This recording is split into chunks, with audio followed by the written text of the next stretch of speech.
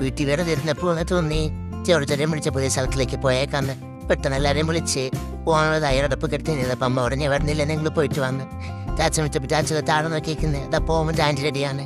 പിള്ളേരുടെ നമ്മുടെ ജോലിൻ്റെ ടീമൊക്കെ റെഡിയാണ് പോകാൻ വേണ്ടിയിട്ട് നിൽക്കുന്നത്. വട്ടം കൂടി സംസാരിക്കാൻ അവർ തമ്മിൽ എന്താ കാര്യങ്ങളല്ലേ. നമ്മുടെ ചെറുപ്പക്കാരൊക്കെ നിന്ന് മാറിപ്പോയി. പിന്നെ ഒന്നും നോക്കിയില്ല. രായ്സ അങ്ങനെ ഇറങ്ങി ചേട്ടൻ പഠിച്ച സ്ഥലം നോക്കി തന്നേക്കാന്ന് വെച്ചേ. ഈ പോകുന്നത് നമ്മൾ പാലക്കാടാണ്. പാലക്കാട് മംഗളംകുന്ന് പല സ്ഥലത്താണ് ഈ സ്ഥലം വരുന്നത്.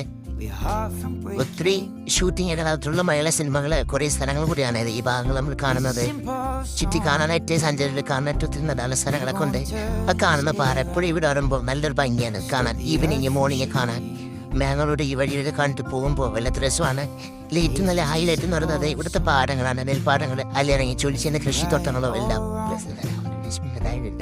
നമ്മളിങ്ങനെ കുറച്ച് മുമ്പോട്ട് നീങ്ങി പോകുമ്പോൾ നേരെ വരുമ്പോഴാണ് സ്ഥലം എത്തുന്നത്.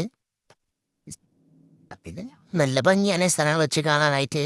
നെൽത്തോട്ടവും നെൽപ്പാടങ്ങളും അവിടെയുള്ള വീടുകളും. ഈ കാണുന്ന പള്ളി തൊട്ട് താഴെയാണ് നമ്മൾ മണിയുടെ സ്ഥലം വരുന്നത്.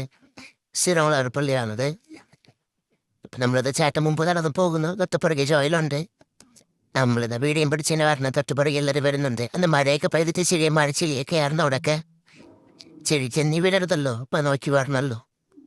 ഇങ്ങനെ ആ സ്ഥലം അടുത്തി തൊട്ടുമുള്ള പള്ളി നടന്ന് പോകുന്നുള്ള അടുത്തേ ഉള്ളൂ. റോഡും അടുത്ത് ബസ് കയറി എളുപ്പവും.